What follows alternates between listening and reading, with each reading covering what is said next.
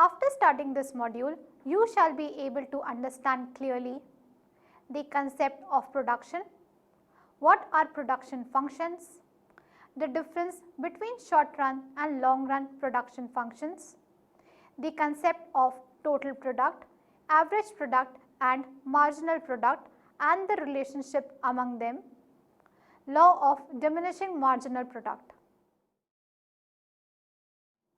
In the previous modules, we discussed in detail the theory of consumer preferences, consumer behavior, law of demand, price elasticity, demand estimation and so on. In short, we studied how consumers decide what goods to purchase. In the next few modules, we will study where the supply of these goods come from and how the supply decisions are taken by firms. For this, firms essentially look at three things. A. What they are able to produce. B. What is the lowest possible cost of production and how it can be achieved. And C. How to maximize their profits. In the present module, we cover the first part, that is, we focus on what firms are able to produce. This deals with the fundamentals of the theory of production in the short run as well as in the long run. In a market economy, most of the goods are produced by privately owned firms whose owners earn profits from the sale of the output they produce. Firms use certain inputs in order to produce output. Among these, some inputs are fixed in quantity while some are variable inputs. In a short run situation, a firm has a fixed amount of plant and machinery with which they produce the output. They change production levels by hiring more or less of variable inputs like labor, raw materials, while the size of the plant essentially remains unchanged in the long run. The owners determine how much of the inputs have to be increased or decreased and at what combination they are to be used with fixed inputs. The rationale behind these decisions can be understood using production theory. Next, we will discuss upon production theory. The concept of production. Production refers to the manufacturing of goods and services with the use of various resources such as labor, plant and machinery, land, raw materials, etc. For example, when a firm produces cars or when a bank produces financial services, the activity is called production. Hence, production includes making of goods as well as services, using various inputs or resources which people can buy and utilize. In this module, we will discuss production by business units which use inputs to produce goods that are sold in the market. For this, we need to know the relation between the inputs used and output produced. This relationship is given by a production function, a concept that is explained below. Production function. A production function is a relationship between the amount of inputs used and the output produced. It explains the link between the quantity of output produced and quantity of inputs used. It describes the maximum amount of output that can be obtained from a given level of inputs. Typically, a number of inputs are used in production. The maximum output produced can be expressed as a function of the level of various inputs. Let n inputs denoted by Z1 till Zn and output be denoted as Q, then we can express the relationship between Q and the Zi in the following equation. Q is a function of Z1, Z2 till Zn. For simplicity, we assume that there are main two inputs, labor and capital. So, the input-output relation can also be written as Q is a function of L and K, where L and K represent labor or man hours and capital or machine hours respectively used in the production of the good Q. This relation can also be represented in the form of schedule or table where the relation can be clearly seen. See the table 1 which shows a production function. It has units of capital and units of labor. The values in each cell of the above table shows the maximum output in red that can be produced from every possible combination of labor and capital.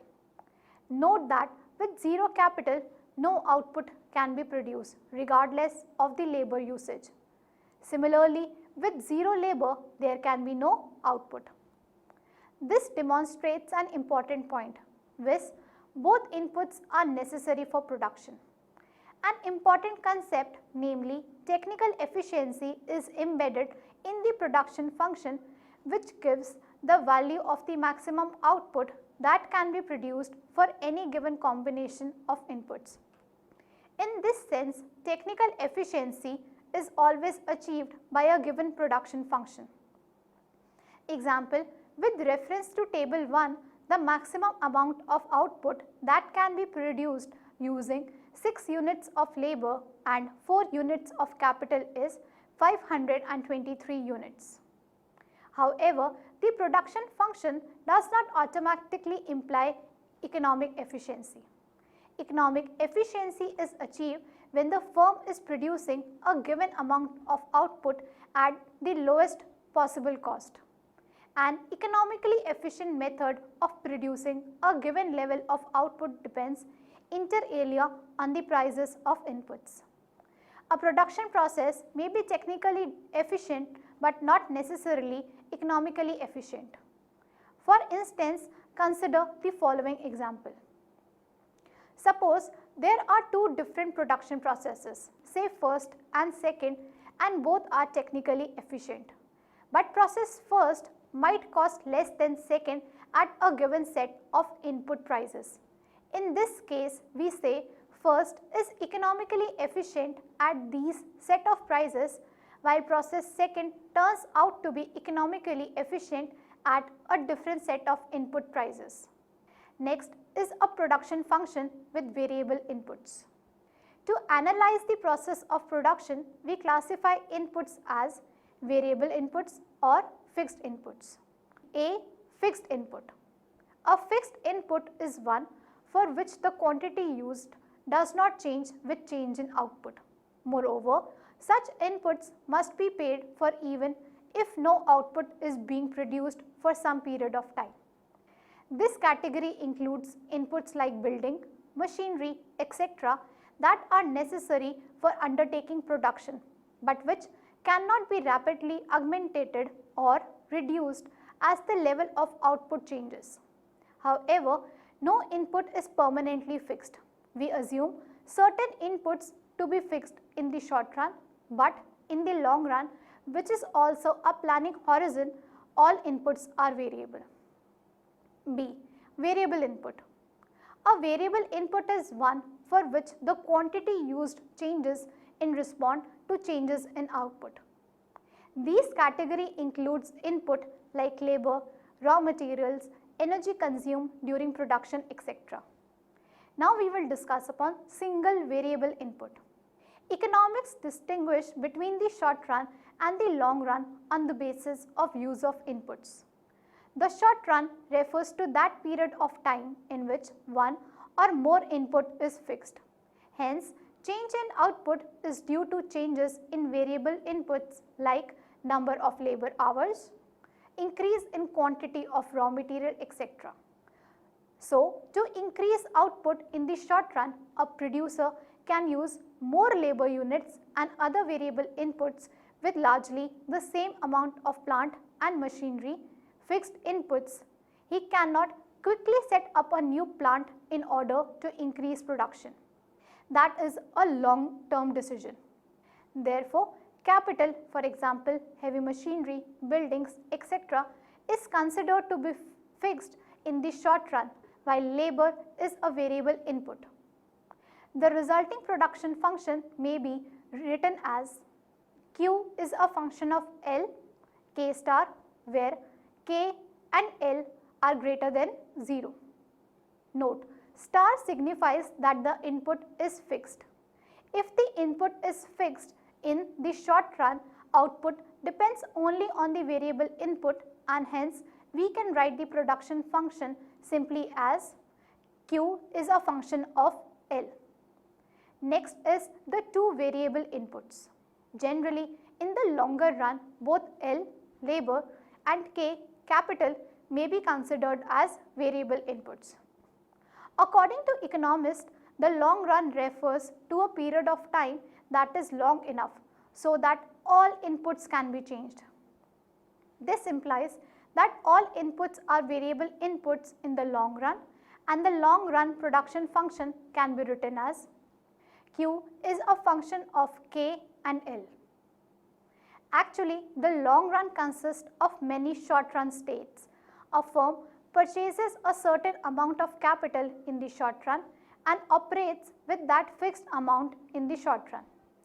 Capital stays fixed for some period short run, and after some time firms plan additions to the stock of capital long run. In this way, a longer horizon or long run may be viewed as merely a collection of many short run situations. Next is some examples of production functions. There can be varied forms of production functions. Some examples are the following. A simple linear production function Q is equal to A star L. B, a production function with diminishing returns Q is equal to A star LB, where 0 greater than B greater than 1. C, a production function with multiple factors, for example, Cobb-Douglas production function Q is equal to A star LB star KC, where 0 is greater than B greater than 1, 0 greater than C greater than 1. D, fixed proportion production function Q is the minimum of L and K. E, perfect substitutes production function Q is equal to A star L plus B star K. Next is production with a single variable input. The short run production function with one fixed input K and one variable input L is given by Q is a function of L K star. With fixed capital K star, firms change only labor in order to change its output. Now, we will define certain important concepts related to features of production functions in order to complete our short run analysis. Next is total product.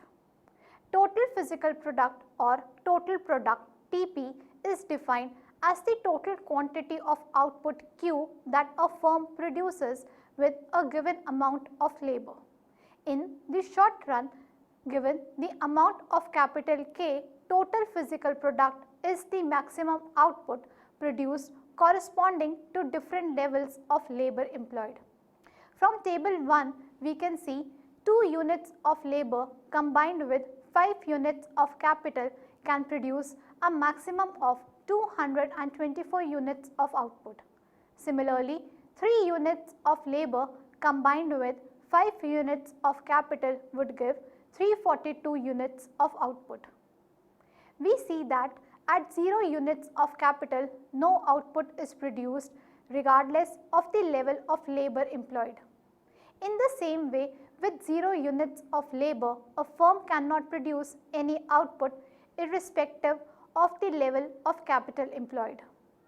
As we mentioned at the outset, in the short run, capital is fixed and output varies as labor units vary. Suppose we assume that the capital stock is fixed at 2 units in the short run, then if labor units are increased, output also increases. Using table 1 once again, we see that with capital fixed at 2 units with 1 unit of labor, maximum output possible is 52 units. With 2 units of labor, output goes up to 112 and so on. Output keeps increasing with increase in labor employed till a certain level of labor units. Thereafter, a stage comes when total output eventually falls as more labor is employed. This is shown in table 2 and the total product curve is graphically shown in figure 1. Table 2 shows the total physical product in the short run and figure 1 shows total physical product. Next is average product. Average physical product or average product AP is the total product Q divided by the number of workers. AP is equal to Q upon L. Graphically, it is derived by drawing a line segment from the origin to very point on the total product curve. The slope of that line segment gives average product of labor. Looking at figure 1, we observe that initially the curve is rising, becomes steeper, but eventually becomes flatter as units of labor employed increases. Hence, the slope of the line segment from the origin to the total product curve that denotes average productivity of labor shows an initial increase and falls thereafter as units of labor increase. Therefore, AP first rises, reaches a maximum and declines thereafter. In table 2, we can see the same trend, viz. That AP rises and then eventually falls. Next is marginal product. Marginal physical product or marginal product MP is the additional output produced by employing one additional unit of the variable input, that is L, with all other inputs remaining fixed. In this case, K is equal to 2. This means MP is equal to delta Q upon delta L, where delta means change. In this situation with one variable input, we refer to this as the marginal product of labor as we assume that labor is the only variable input. The above equation shows that MP is the slope of the total output curve, that is TP curve. The concept of MP can also be understood from table 2. We see that with 0 workers, the output produced is 0 units. When one labor is employed, total output increases to 52 units. This implies the marginal product of the first worker is 52 units. When the second unit of labor is employed, output increases to 112. This means the additional output due to one more unit of labor is higher at 60 units. 112 minus 52 is equal to 60 units. But as labor input is increased further, the additional output obtained eventually starts reducing. That is, the contribution of the additional labor units reduces.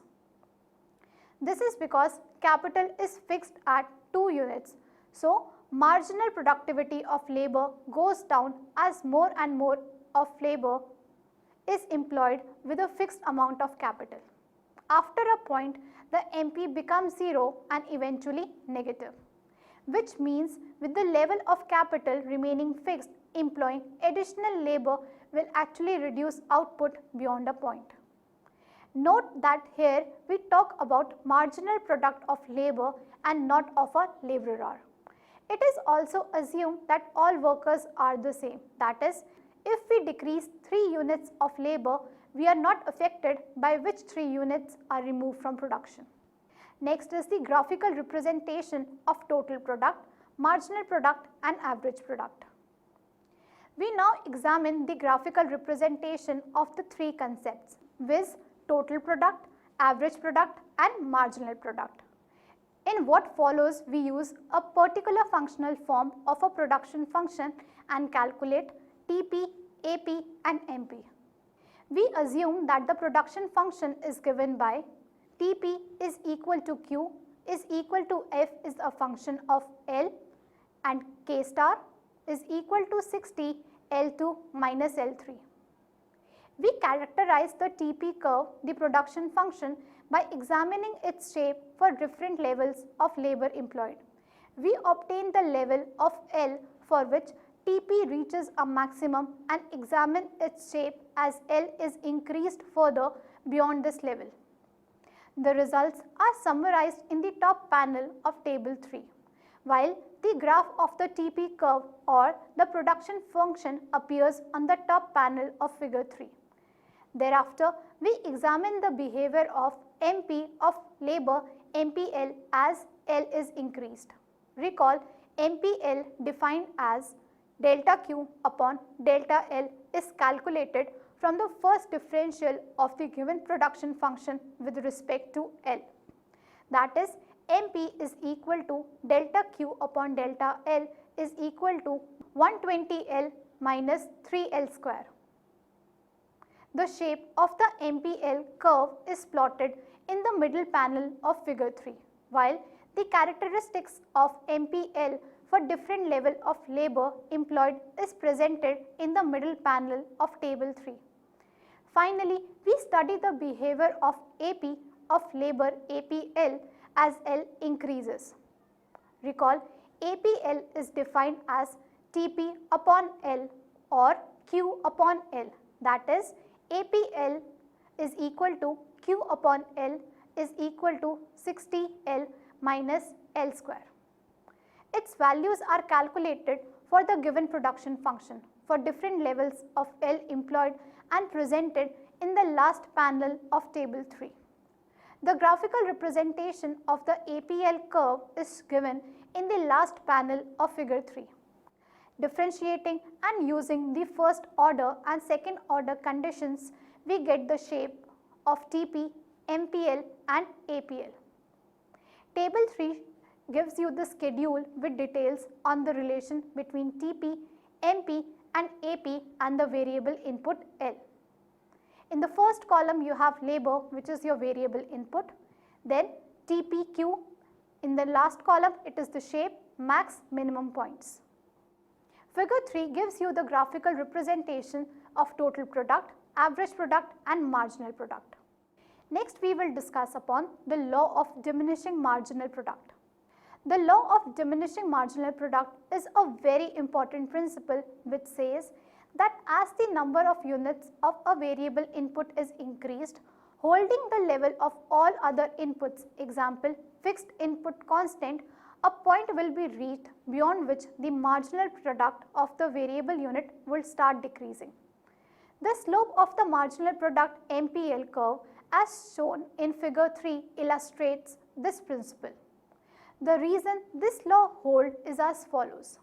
When the amount of the variable input is small relative to the fixed input, as more of it is employed, this results in more intensive utilization of the fixed inputs, resulting in an increase in the marginal product of the variable input. However, as more and more of the variable input is employed in due course, there is too much of the variable input in comparison to the fixed input. So that increasing the variable input yields progressively lower amounts of additional output. Consider the following example demonstrating this principle. A man baking bread output has a single oven fixed input. Working alone, he is able to produce 15 loaves of bread per hour. He adds a second worker variable input and together they bake 35 loaves in an hour. Hence, the MPL of the second worker is 20 units of bread per hour. When he adds the third worker, it results in 50 units of bread in an hour. So, the MPL is 15 additional units per hour. Therefore, after the second worker, the MPL of an additional man begins to decline. If he brings a fourth worker, total output increases to 60 units. We see that now MPL has declined to just 10 units. Similarly, adding a fifth worker leads to 65 units of output, hence adding just 5 units to the total output. Clearly, as the equipment in the kitchen is fixed, therefore, marginal contribution of additional workers is diminishing. Eventually, a stage comes when adding a new worker results in no extra output, which means his marginal contribution is 0. In other words, MPL is 0 at this level of employment. In fact, MPL of an additional worker can even become negative. For example, adding a sixth new cook would reduce output from 65 back to 60 again. So, the MPL is now negative, -5, clearly a case of too many cooks. Note carefully that negative MPL is different from diminishing MPL. In the above example, diminishing marginal product sets in with the third labor, but marginal product does not become negative until the sixth worker is hired. This principle helps us to understand the shapes of the TP and MPL curves, which are further discussed in the next module. Summary. The production function gives the maximum amount of output that can be produced from any given combination of inputs given the state of technology. Economic efficiency occurs when a given output is being produced at the lowest possible total cost. In the short run, at least one input is fixed. Typically, we consider labor L as a variable input, whereas capital K is a fixed input. In the long run, all inputs are variable. Average product is total output divided by the number of units of a variable input. Marginal product is the additional output attributable to using one additional unit of a variable input. The law of diminishing marginal product states that as the number of units of a variable input increases, holding all other input constant, there comes a point beyond which the marginal product of the variable input declines.